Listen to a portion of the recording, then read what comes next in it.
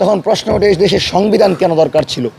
যখন দেখি দ্বৈত নাগরিকদের দেয়া হয়, দ্বৈত নাগরিক মানে আপনি আরেকটা রাষ্ট্রের রাষ্ট্রপ্রধানের কাছে আনুগত্য স্বীকার করেছেন, তাহলে সরাসরি বাংলাদেশের স্বাধীনতা সার্বভৌমত্ব হুমকির সম্মুখীন।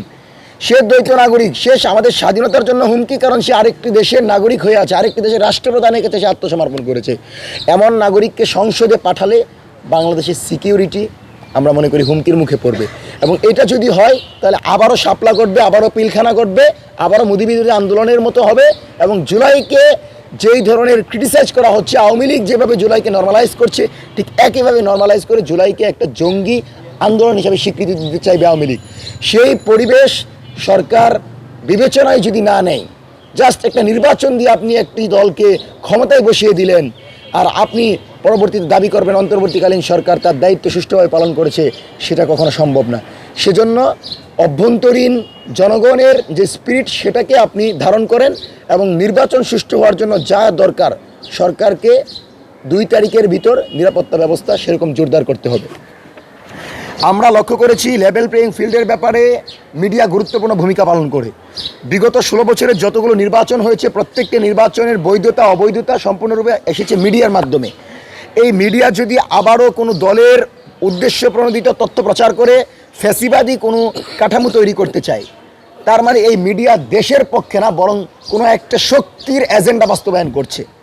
আমরা মনে করি স্বাধীন সার্বভৌম বাংলাদেশে কথা বলার স্বাধীনতা থাকবে, দলমতের ভিন্নতা থাকবে এবং রাজনৈতিক ভিন্নতা নিয়ে মিডিয়া স্বতন্ত্রভাবে স্বাধীনভাবে তাদের সংবাদ প্রচার করবে। কিন্তু কোনো অপতথ্য প্রচার করে বাংলাদেশের ফ্যাসিবাদ বিরোধী দলদেরকে ট্যাগিং করে নির্বাচনকে এক দল কেন্দ্রিক করার কোনো সুযোগ দেয়া যাবে না।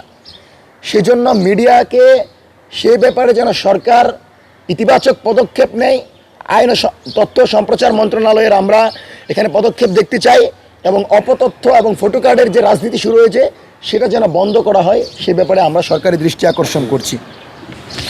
এবং গতকালের যে ঘটনা, জুলাইয়ের একজন নেতৃবৃন্দ, সে যে দলেরই হোক, এনসিপির হোক অথবা জামাতের হোক বিএনপির হোক, সে তো জুলাই মাঠে ছিল, সে তো জুলাইয়ে রক্ত দিয়েছে, সে তো গুলির মুখে দাঁড়িয়ে বলেছে যে বুকের ভিতর দারুণ জ্বর, বুক পেতেছি, গুলি কর।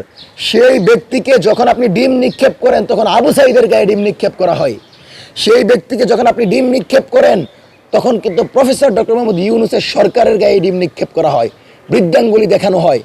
তার মানে এই সরকারকে প্রশ্নবিদ্ধ করতে পারবে, এই সরকারকে তারা বাঙ্গল দেখাইতে পারবে, এই সরকারের বিরুদ্ধে কথা বলতে পারবে, কিন্তু তাদেরকে সরকার গ্রেফতার করতে পারে না।